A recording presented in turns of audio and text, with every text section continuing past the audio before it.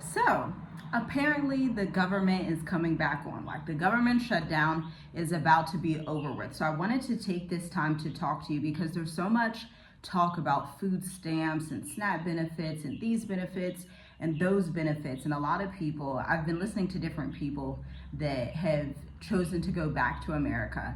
And they say, America's the best place because they have SNAP and food stamps and they can get these benefits, they can get that, they can get all these things. But here's the thing, what happens when you don't qualify? Because newsflash, if people don't know, if you are married, if you work and you have like a job that is like middle income, a lot of times you don't qualify for any of those things, no matter how many children you have. And this is my husband and I's story because y'all know we have a lot of children, but we also both had resources. We both worked, and then my husband and I have been married for a very long time, and so he was always in the household. A lot of times with these American benefits, they only come and they're only available to those who have opted into the whole idea of a man cannot be in the household, you cannot be married, you cannot even be involved with the father of your children to any extent, and then you can get those benefits. Then Uncle Sam will give you what you need right after you follow this playbook and abide by the wrong culture that should not be in America. The culture of just hate men, hate family, hate women, hate everybody. Everybody needs to be divided. And I don't see a lot of people talking about this, and people should talk about it. I think they should, unless of course that's not their story, but this is our story. And so I'm gonna tell it to you from 2015 until now in 2025. Now, technically this story begins before 2015 because my husband and I went to high school together, knew each other in middle school, like all the things. So we've known each other for a very long time. So what you see on this channel is an exemplifier and a presentation of all of those years of work, okay? So we have known each other for a very long time. He lived across the street from me, and that's just what it has been, and that's our story. I know it's a very rare story, but that is it nonetheless. But I want to fast forward to 2015. He was 19, I was 18, and so we had a child, and our child, it's actually our daughter, and so we had her, and we were looking at the economy. We were looking at America, and we were also looking at other countries. We started looking at Africa. I started looking at Africa in 2015, okay? As somebody who just graduated high school, I was like, I don't know if I want to live here. And my dad was still alive at the time, and I told him, I said, Dad, when I graduate college, when I'm good, I'm gonna leave America to go to Africa. I told him straight up in 2015, and he said, that's fine. As long as you have your money together, do whatever you wanna do, okay? Now, my dad's the type of person, I'm his only daughter. On my paternal grandparents' side, I'm the only granddaughter, and so I was like the princess of the family. If I called my dad, he was there. He was gonna send me money. He was going to watch my kids while I was at work. If he had the opportunity to on a weekend, he would be there, okay? So now let's fast forward to 2021. No, too late. Gosh, y'all, I'm losing track of the years. When did my dad pass away? Okay, so I got engaged after he passed away. So he had to pass away in 2017, my bad, literally 2 years later. He passed away 2017, 2018, okay? And so at that time, I knew this person who is technically my food stamps, okay? This person who is technically always had my back, always there for me, because again, the way that I grew up, none of my family was on food stamps, like ever in life. Nobody ever qualified. My dad made a bunch of money. He worked in corporate, and he worked both in Ohio and Indiana, had 2 houses, but my parents were married, okay? And so he just had the ability to do that because he was very well off. He made good money, like not just for a black man, like he made good money for anybody. And so that's just what it was. So we never even like saw food stamps or anything of that nature, never experienced any type of like Medicare or anything like that because he had his private health insurance. They paid well. Now, did they treat him well? No, but they paid well, okay? Y'all know how corporate America is. Don't play like you don't know. So that's my upbringing. And so as a child, I was never used to that, never saw that. Even in the community that I grew up in, which was a Jewish community, nobody in my neighborhood ever had food stamps or anything like that. Sometimes I would see children that were like new to the school, and they would have like the reduced lunch program, and I would always be like, man, I really wish I could have the reduced lunch program. But I did not have the reduced lunch program. We never qualified for that. And so throughout my entire life, that was always my story. No matter if I tried to apply for food stamps as an adult who had children who was also married, it would not work. They would deny us every time. They'd say, you know, you're married, it's not gonna work, or you make too much money, or you don't qualify, whatever the excuse was. So whatever magic words people say, that they get food stamps, I didn't know them. It's like I was speaking a different language, and so that never worked out. And so from a very young age with children, we start to understand the psychology of, okay, there's nobody that's gonna save us. There's no food stamps to rely on. There's no government check to rely on. There's no, oh, I can just go down here and get this government stuff. Because we got denied for all of that stuff, literally. I think when my children were babies and they were able to take formula, they were able to get like WIC coupons or something like that. But food stamps, assistance, housing, couldn't qualify for anything of that nature. So I totally empathize with the people. I empathize with both sides. I also empathize with the people who are frustrated by food stamps, or frustrated because they're working 2-3 jobs, but they make too much, but it's also not enough in America, because America is crazy on these inflation rates, especially if they have children. And here's the thing that I've noticed as someone that's been abroad for 6 years straight. Literally 6 years straight. I don't go back and forth between America and Africa. I'm somebody, the way I was raised, very single-minded, very focused. Like, you just, what's the point in hopping back and forth? It's just, to me, that's going to be a disaster, and it's going to end up in failure. I never hop back and forth between any two objects or any two things. I think that just really dampens out who you are and what you're trying to do, even in business. I've ran the same business for 9 going on 10 years this April, like the same exact one. Like, people are like, well, why don't you get into this? Why don't you get into that? You can't lose focus like that.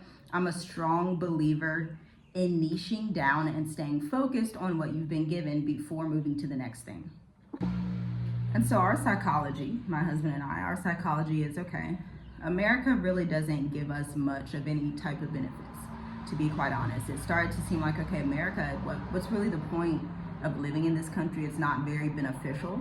You know, we had already wanted to be in Africa, and we're already looking into Namibia, South Africa, and Ghana. Those were like our top 3 choices in 2015, 2016, but we didn't know how to get there yet.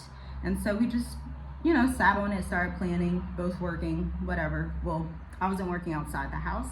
I was a stay-at-home mom and entrepreneur, okay? So I've always been a stay-at-home mom and entrepreneur ever since 2016, because that was 1 year before my dad passed away, okay? But once he passed away, something changed even further in us. Of course, my husband knew my dad as well, and you know, something changed. We were like, you know what? Life is too short. My dad passed away at 52 of heart complications from a hemorrhagic stroke that he had months and months earlier. Literally, he had a hemorrhagic stroke, and then 120 days later, he had it in August, passed away in December. And so literally, he had that hemorrhagic stroke, and then his heart started to fail. And so that was it, you know? It started to seem like all of the years of this hard work and, oh, just go retire, you know, when you're old, then you can travel, then you'll live in South Florida, then you can take a cruise. It started to look like that was a lie. And we got to see that up close and personal. That's why we're so adamant and we're so bold about what we say, because we've lived it. Literally. When you're the child that has watched your parent suffer in these corporate American systems for years and years and years, and then they just die at 52, it doesn't make you want to stay in America. It doesn't make you like, oh, I'm so patriotic. There's nowhere like America. I just don't feel like that. 100,000,000%. And even at the age of 30 now, I don't feel like that. My feelings about America over time just have not changed. They've actually been even more intent on staying out of America for good, to be quite honest with you. Now that I've lived outside of America for so long, I'm like, great, what other passport stamps can we get? Fantastic. What can we do next? Where can we go next? What, you know, I look at our passports and our life as a portfolio, and I always wanted our children, we always wanted our children to be close to us and have a good relationship with them. I do not see that that's possible inside of America because they're always going to be in daycare. They're only going to see you a couple of times out of the day, and it's probably going to be for 2 or 3 hours where you're cooking dinner and then you're tired and everybody goes to bed. And I just don't believe that that's the life that we were meant to live as humans. So we're saving up for Africa. The way that we saved up for Africa was literally blood, sweat, and tears. Like literally, my husband would work. Oh man, he was hitting all the shifts, like first shift and third shift, because we had a goal. We have this goal in mind. Our goal is we're going to move to Africa. The end. Period. That's it. There's no plan B. There's no it ain't gonna work out. There's no, oh, I can always go back. I'm not going back. Not doing that, because it's going to be a waste of my life. That's how I feel about living in the States. I feel like it's a drain on my life. I feel like it would just suck my life force out and just totally debilitate me as a human, okay? That's literally how I feel about America. Not that I hate it, but it's just not the place for me to live and raise a family, okay? I can appreciate the entrepreneurship. That's about all I can appreciate about America, the entrepreneurship. I'm trying to come up with more things. Yeah. Just, I don't really appreciate a lot of things, but it goes to show you the two different mindsets. Typically what I see is people who were dependent on the system for some amount of time, they feel more of an allegiance to the system. Me personally, I've never been dependent on the American system, especially like the government in terms of benefits. And so I just don't have an allegiance in that way. It's almost like bribery, right? Like the American system's like, here, if you don't get married and you get this, you can get that. And if you live in this area, you can have the low income this. And you know, I never qualified for any of that. And so I just never felt any similarities or any camaraderie toward that system, because it just wasn't made for me at the end of the day. And so as somebody that was always like upper middle class, raised upper middle class, still upper middle class, even as somebody in my early adulthood, because again, marriage makes it easier economically. Imagine my husband, he had to be doing 60 hours a week when we were about to leave, maybe even up to 90 hours at 2 different jobs, because we have a plan to save. We didn't know much about the stock market as we do at this time. If we did, we would have invested in the stock market and in things that we invest in now to help push that further. But we didn't know about all of that back then. And so he's working, saving. I'm doing my freelancing, saving. We're getting everybody's passports, birth certificates, blah, blah, blah. Doing this, doing that. Mind you, 2 years prior to that, right after my dad passed away, we took a cruise. My dad left us a great inheritance, fabulous. My dad, he was the type of person, whether alive or gone, he made the right decisions economically so that his children would always benefit and always be in a good position. And I really do strive to also be like that, because it's such a powerful thing when your grandchildren can hear about the things that you left them and the things that you did for them, even if they only got to meet you a couple of times or like in their first 3 to 5 years of life, okay? So there's that. So we're saving, we're about to leave, and originally we had planned on going to Ghana. We switched and maneuvered to Tanzania, seemingly out of nowhere, but it was mostly because the whole world was closed down due to COVID. So it was the COVID era. So we were so happy and blessed to be traveling. When the whole world was locked down, we were the ones traveling. We were that family that didn't care that the world was locked down. So the level of faith that you're dealing with here on this channel, just know the caliber of person and the level of faith that you're dealing with over here, because we don't take excuses. We don't take no for an answer.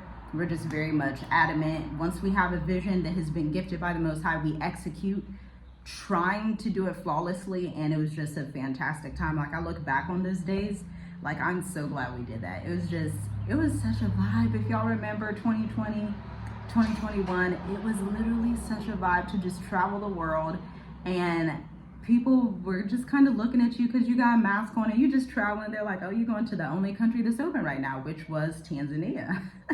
It was just such a time, okay? But that's basically our story. That's our origin story, the short story of how we moved abroad without government benefits and what our mindset was and what our life was like in the US. We were in a good position economically, but also in a position economically where it was like, America's not adding up. That's how a lot of Americans feel. And what I've seen is two types of people tend, especially when I look at our client data, look at ourselves, and then look at who stays the longest in Africa. I see two things. It's either people are of retirement age, and that's a life crisis, right? That's a time in your life where you're really like 50, 55, or at least if you're in Mauritius, you can retire at 50, okay? Now, I don't know about them other countries, but Mauritius will let you come here and retire at 50, period. But you're looking at your life, and you're like, you're taking inventory. You're like, have I wasted time? Have I done things properly? Do I want to live out another 20 or 30 years like this or that? Or have I made mistakes and I want to travel more? So people hit a life crisis at age 50 to 65 and they're like, do I want to be in this country? That pain is always going to be the thing that maneuvers you across the world and has you not looking back. Number two, a beginner life crisis, where you're just starting out, you're in your early 20s or your mid 20s, and you're looking and you're like, this just doesn't seem right. And if you have the economic stability, and if the Most High has graced you with the ability and the gifting to be able to execute, then you execute. At the end of the day, most people leave because they weren't able to execute, or they haven't been gifted with the skill set or perfected their skill set enough to be able to bring in revenue for their family and be self-reliant. But remember, I told you, my family was always very much self-reliant. So it's never like, okay, there's Uncle Sam back there. It's like, no, you be educated, be great at what you do, be the best at what you do, be competitive, because you're going to be up against other white people who, you know, they may be given better opportunities to you because they look differently than you. So you have to be 10 times better. That was always the type of conversations and things that I heard in my household, okay? And so that's just the psychology. When you see us, journey with us, living outside of America for so long, and you're like, gosh, you don't go back? You don't miss America? It's your homeland. I just don't see America as my homeland, to be quite honest with you, especially with everything that's happening now.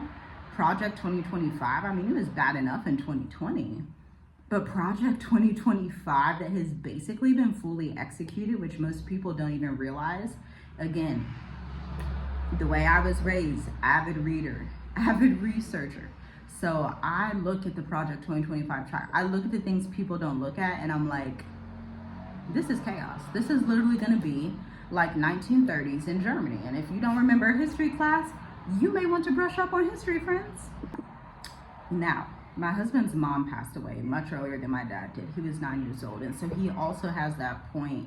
A lot of people don't realize that grief can change you for the good or for the bad, especially if it's like a parent or something like that very early in life. And you'll start to understand, hey, I'm making decisions based on the things that I've experienced so that my children can have a better life, or so that our lineage can progress. And let me just say, I'm very proud of the way that my ancestors progressed. Like, I have my ancestry tree, and I see from the days they were in the South, you know, threatening to get lynched, all this crazy stuff, all the stories we would hear as children, like, oh, this is why we came up north. And it has just never, ever, ever made me want to live in America. I'm sorry, I've never even wanted to live back south. I've never wanted to visit Georgia, never want to visit Alabama, never in a million years. It's just so preposterous to me how people could want to do that, knowing a lot of that pain happened in the deep south. And a lot of that trauma and pain doesn't just leave those lands and leave those areas. This is how you have like a lot of hauntings, a lot of strange occurrences happening, a lot of curses in generational families when people just don't know how to let go and move forward. And so where I see a lot of people that are also like, let's just move south in America. I'm like, yeah, south to Africa, south to Asia. I'm not moving south nowhere in America, period. I'm not even moving to South America. I don't care. I don't even want to be on that side of the world, to be honest with you. Like, I'm good. My lineage is like, nah, we good. Like, we've done it all in America. It's all right.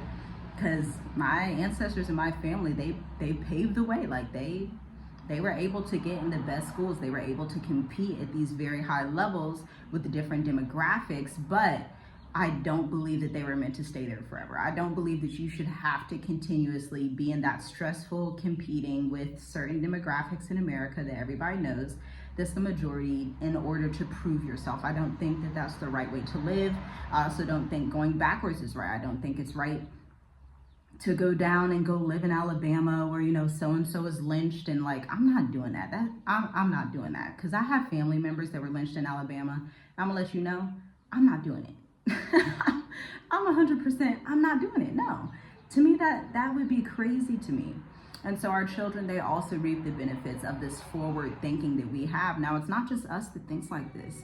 There are a plethora, millions and millions of Americans who have this mindset, not just Black people, but white people as well, that have realized, you know what, it's probably better for me to go back to Ireland. It's probably better for me to go back to Spain. You know what, I think I'm gonna go back to Italy. There are people in our graduating class, both of our graduating classes, that have literally left America to go move to Italy because that's where their ancestry is from. So it's like, for us, going back to America is just never like, it doesn't look very appealing unless America was just magically going to stop being Babylon and stop collapsing. You know, if it made sense, then it makes sense. But America is literally in a free fall. Like, it's literally like, boom. That's what's happening right now.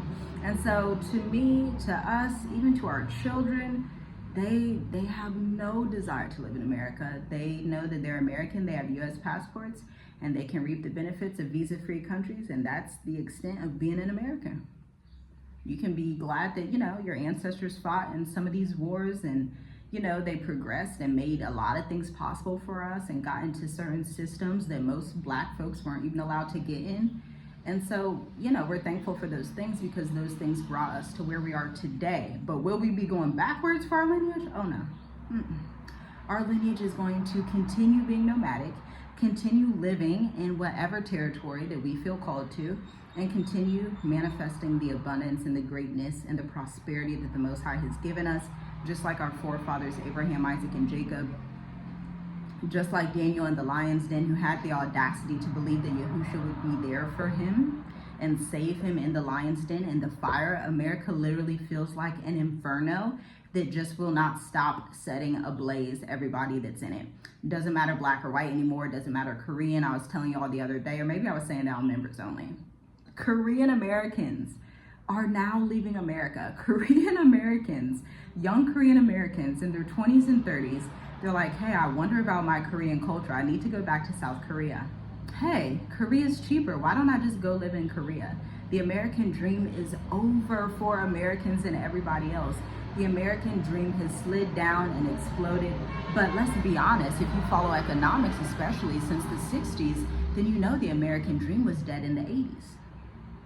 The American dream has been gone for over 40 years. If you look at the economics, if you look at how the economy used to function in our grandparents' day, in the 50s, well, my parents in the 60s, even in the 40s, our grandparents' day, to how it functioned even in the 80s and 90s, to what it is today, then you would understand that there has been a steep decline, and the lack of knowledge will not save you from the collapse of America. A lot of people get triggered when we talk about the collapse of America, but whether we were aware of it or not, I could just be like a tree that's over there in the breeze that's just standing there, and America would still collapse. Whether I'm telling you or not, America will collapse. America's in a free fall. The Western nations are literally imploding on themselves. Every empire has an expiration date, and America is hitting her 250-year date. We can see it economically. We can see it politically. I think politically is the most scary part with Project 2025, which is just, I read the document. It was,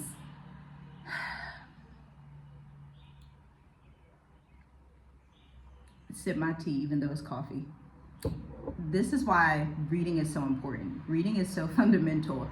Education is knowledge. You don't have to be a geopolitical master's of science to read Project 2025. Like, let's be real.